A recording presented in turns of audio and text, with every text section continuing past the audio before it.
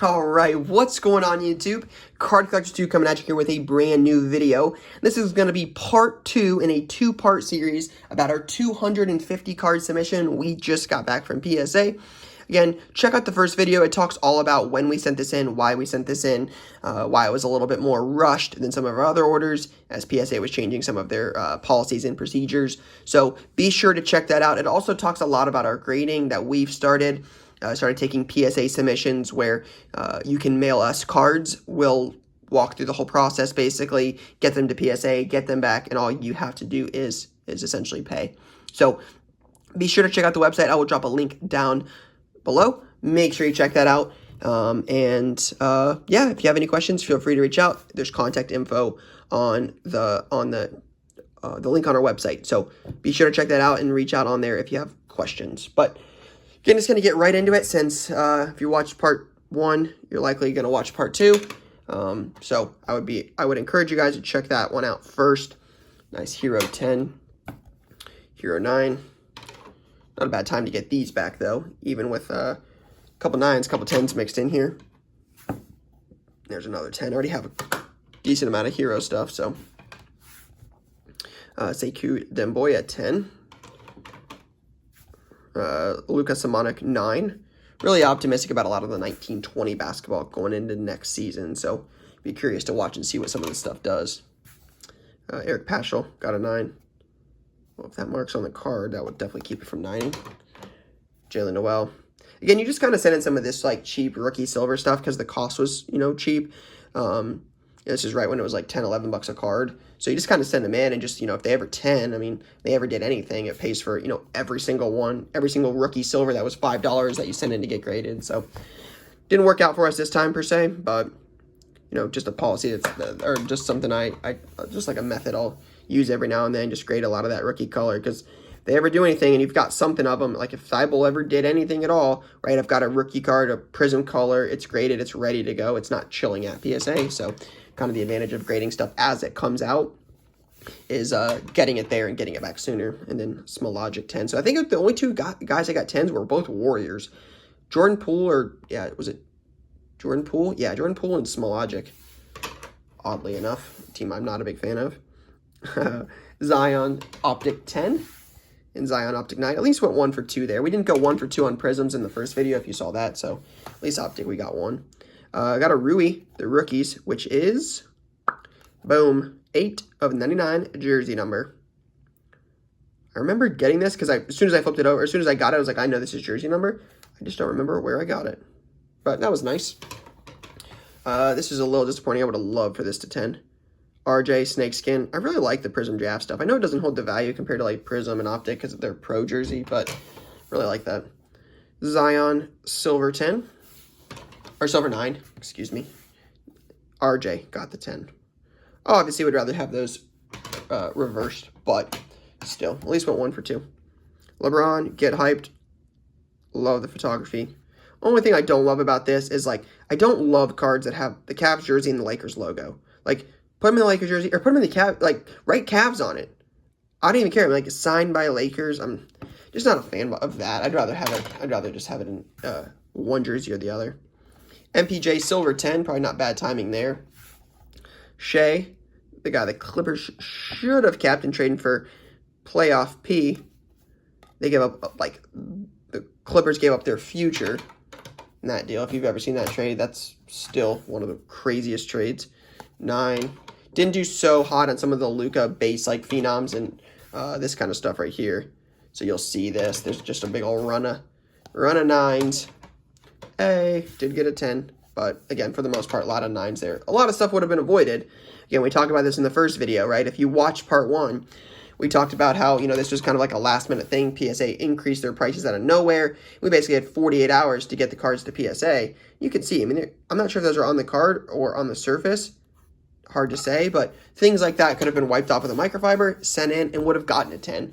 We just didn't have the time, so part of the advantage now is since we have 3 employees, those things don't get missed as much, right? The process has become a lot more streamlined, and we feel much better about the cards we're sending in than, when this order went out and it was just last minute.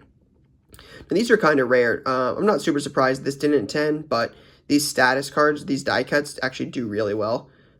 So this would have been a nice bump as a 10, but still 9 beats an 8. Luka 9 Donruss. I think Luka stuff's gonna have another big year next year. There's a 10. First team All NBA as a second year guy. Dude is a star. There's a Luka, the rookies 10. Gotta love getting Luka 10s back. I mean, you love it. You love to see it. Giannis Optic Hyper Pink got a 9. Luka Optic got a 9. Luka Optic 9 and Luka Optic 9. But again, like, these are things I'm just trying to show you. Like, this is where you got to try to make sure. I talked about this in the end of part 2, but this is where, like, having a good eye for cards comes in handy in times like this, when you can see very clearly this card is off-centered, right? Thin here, thick here. It's very obvious. So in stuff like this is where you want to be careful about looking and making sure there's no dinged corners, there's no scratches, indents, things like that, because the centering alone will push this card from a 10 to a 9. It's not good. It's not, like, PSA is never going to slap this card as a 10, being off-centered as it is. So you're automatically to a 9. A 9's better than an 8, and it's better than raw. You'll take a 9, but is there something else on this card that would prevent it from getting a 9? And this is where the review process we have in reviewing cards, I mean, just if you do it yourself, can be so beneficial, because if there's another mark on this, you're at an 8. If not, you can get a 9, and then that still adds more value to the card than, if you sell it raw or sell it as an 8. So this is where I think it's key on some of this stuff, where you can just clearly see it has no shot to 10. That extra effort can really go a long way. Had a little bit of Pokemon in the last one. Apparently there was a straggler, Clefairy as an 8. Always fun to get these back. Jordan as a 5. It's got a mark there. But yeah, it had some, like, wax on the back. So I'm actually taking a 5 on that. I'm actually okay with that. I didn't think it was going to do that well with the wax. Gretzky Tops as a 2. Just one of those cards, even if as a low grade, people want to know it's not trimmed, it's not altered, it's authentic. So even as slabbed, I'd rather have it slabbed than, sell it raw and, somebody worry about it being trimmed or something like that. So that's cool to get back. Marino as a 7. Thought this might have a shot to get an 8. Really did, but 7's still not the worst grade. This was cool. Tom Landry, 1952 Bowman Small. Actually in pretty good shape. Looks pretty good. Good eye appeal. I mean, it's not obviously a 7, but good looking card. Old vintage sells. There you go. Got a 58 Topps All-Star Mantle, PSA 3. Again, just one of those guys we don't see a whole lot, and when we do, he sells very, very, very, very easily. 62 Topps Mantle, too. Again, similar thing. You'd rather have it graded and know it's authentic. So, Rocky Calavito got a 4. I don't know much about this card. Doesn't look too bad on the back. You can see it's clearly off-centered. I mean, like, I'm surprised it didn't get miscut. I mean, that's probably why we did no qualifier, so it didn't get miscut. But, I mean, it looks miscut, so that's what we get. I'm not sure if this is a card you'd grade regardless. I'd have to look into that, but that seems like it might have been a rookie mistake. 48 Leaf, Johnny Hop, 3-5. Again, just cards you don't see a whole lot. Not the worst looking 48 Leaf. This is nice. 58 Topps Mantle, got a 1-5. Again, brutal shape, but still, graded cards aren't hard to sell. So especially if they're of that guy. There's a Maris rookie. Some spotting on the surface for sure. Again, not a great copy, but we'll take it. It'll still sell. 58 Topps Ted Williams as a 3. Looks better than the last 2 did, that's for sure, but still not the cleanest copy. Here's a 56 Ernie Banks PSA 2. Now that looks a little worse than, that looks a little better than a 2. That looks closer to a 3.5. Unless I'm missing something. It doesn't have, oh yeah, there it is. Huge crease. I was like, eye appeal doesn't look that bad, right? I mean, you can't see the crease from there. There's the crease. I was like, that makes sense. I was like, that's got to be closer to 3 or 4, right? But it's crease edge to edge. I was like, I mean, eye appeal doesn't look bad, but the crease will get you for sure. Joe Morgan rookie as a 5. That's not bad. Clean looking card. Bench Cup. Got a 3 from 69 Tops. Again, off-centered, pretty hardcore. Got some gunk on the surface. Not great, but still, you'll take it. And then a Mother's Cookies Griffies as a 9. I thought these were going to 10. I got a couple of these in a deal. I'm actually surprised they didn't all 10. I think they were really clean. So nice little stack of vintage there. That's always fun. Barrett as a 10, red. Vintage is one of the things I'm trying to pick up a little bit more on. I don't know it super well. I'm not going to even pretend. I know there are other guys on Instagram or on YouTube that know it a lot better than I do. But just something I'm learning. It's fun, right? Those guys aren't, breaking their, tearing their ACLs or, retiring out of nowhere. I mean, those guys have already done what they've done, right? It's already cemented in history. So the nice thing about those guys is they don't have a whole lot of room to go down on. Morant purple winner as a 9. This would have been a nice little 10 there, but this will work. Zion as a 10 winner from Hoops. Morant Donners as a 9. I did get an 8. Again, would have to look at it. Don't see anything major. Would really have to look at this. Yeah, it's this corner. There's a little mark up here on the edge, and the corner's soft. There's also a really tiny dimple right here, right next to his knee, just above it. See it right there? Right there. Little dimple inside the card. So again, these are the things when you look at cards all day and you kind of do this for a living, makes it a little easier to spot things like that. 9 LeBron. Again, I think a lot of these, a microfiber cloth in another week, we would have got half as many more 10s.